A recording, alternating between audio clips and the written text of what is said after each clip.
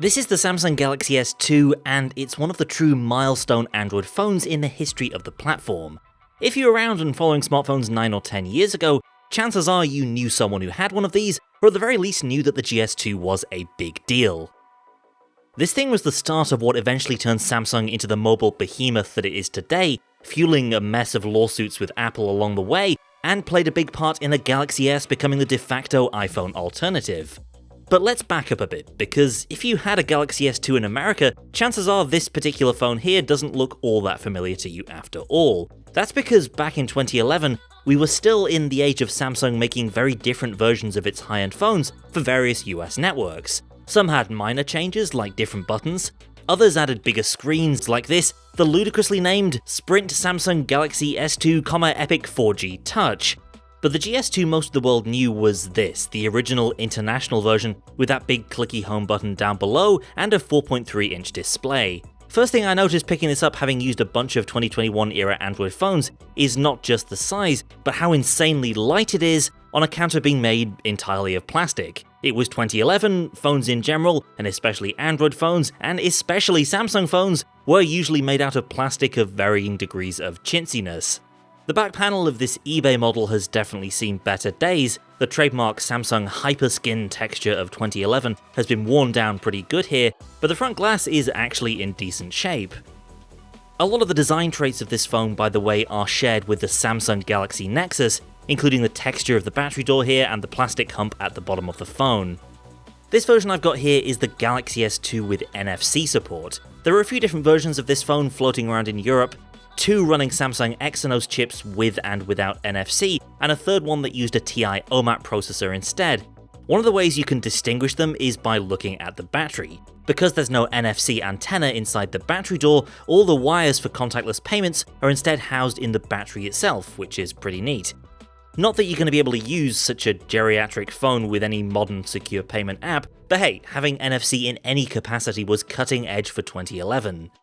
So alongside that, at the time, blisteringly fast dual-core Exynos processor, the biggest deal about this phone was its screen. It was the first Super AMOLED Plus panel, meaning that unlike previous AMOLEDs, it used an RGB sub-pixel pattern for every pixel, that's red, green, and blue, instead of the usual red, green, blue, green shared across 2 pixels. Without getting too nerdy, basically meant that you had 3 tiny sub-pixels per pixel instead of the usual 2, which gave you more accurate colours, and avoided the unpleasant jagginess of the pentile matrix pattern which affected earlier AMOLED screens. There was also much less of a noticeable air gap between the panel itself and the outer glass, and as a result this screen looked better than pretty much anything else of this era, with the possible exception of Apple's iPhone 4. And although the resolution is low by modern standards at 800 by 480, it actually doesn't look too bad, though daylight visibility is definitely a little bit rough. Other notables with this milestone Android phone include a front-facing camera, which is kind of a novelty for the time. This was one of the first generation of Android phones with selfie shooters, and Android itself didn't even support front-facing photography before version 2.3 Gingerbread, and as you'd expect from one of the very first selfie cameras, it is a total potato.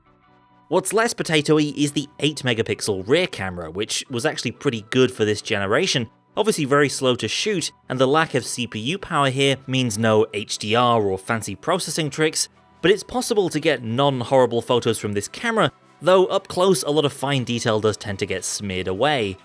The other breakthrough feature is Full HD 1080p video, which is a big deal for the time. We'd only just gotten 720p in phone cameras the year before, but once again what lets you down here compared to a modern phone is the lack of decent stabilization and processing.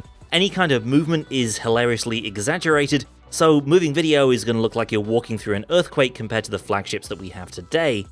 Like a lot of Android phones of the time, you had microSD support for those glorious 8-megapixel snaps, but the GS2 was among the few that actually had a decent amount of internal storage too. 16 or even 32 gigs of storage depending on where you bought it. Add in a gigabyte of RAM and a removable 1650 mAh battery, and you've got a pretty solid Android spec sheet for a decade ago. This phone shipped on Android 2.3 Gingerbread, and some models even got as far as 4.1 Jelly Bean before support ended. Right now there are some custom ROMs that go all the way up to Android 10 through Lineage OS, but from what I've been able to see, performance on them is far from great. Anyway, this Orange UK branded GS2 is right up to date for, I guess, early 2012 with Android 4.0.4. On top of that is the old Samsung TouchWiz UI that dates back even before the bleeps and bloops and whistles of subsequent years. You get some basic conveniences like quick settings and the improved ice cream sandwich style recent apps menu. If you're looking for other modern Android perks like lock screen notifications and camera shortcut keys though, you are out of luck. This Samsung UI is really a hodgepodge of various different design elements depending on which app you're using, and in addition to a heaping quantity of carrier bloatware on this orange version, there is a veritable graveyard of now defunct Samsung services, like this makeshift voice command thing that works about as well as you'd expect for a vintage early 2011 app.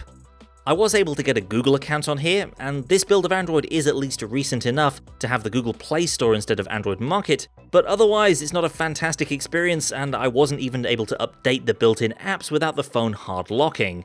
So, like the HTC Desire we tried a couple months ago, if you're using the GS2 in 2021, you're getting, for all practical purposes, a feature phone experience. Even the functionality this phone enjoyed a decade ago has slowly started to fall away, with YouTube failing to fire up in either the app or on the web. Plus, the browsing experience, while not horrible, is plagued by those same HTTPS certificate issues that affected the ancient browser of the HTC Desire.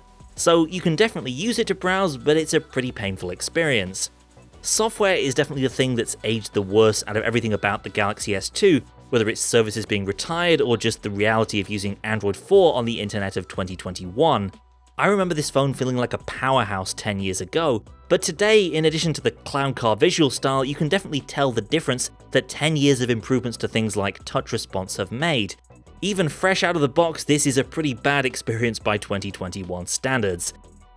So that's a quick look back at one of my favourite Android phones of 10 years ago. If you'd like to see us take a crack at putting a more up-to-date version of Android on this vintage Samsung hardware, then let us know down in the comments, and be sure to subscribe so you don't miss more retro reviews like this, as well as coverage of more up-to-date devices. Thanks for watching, and I'll see you next time.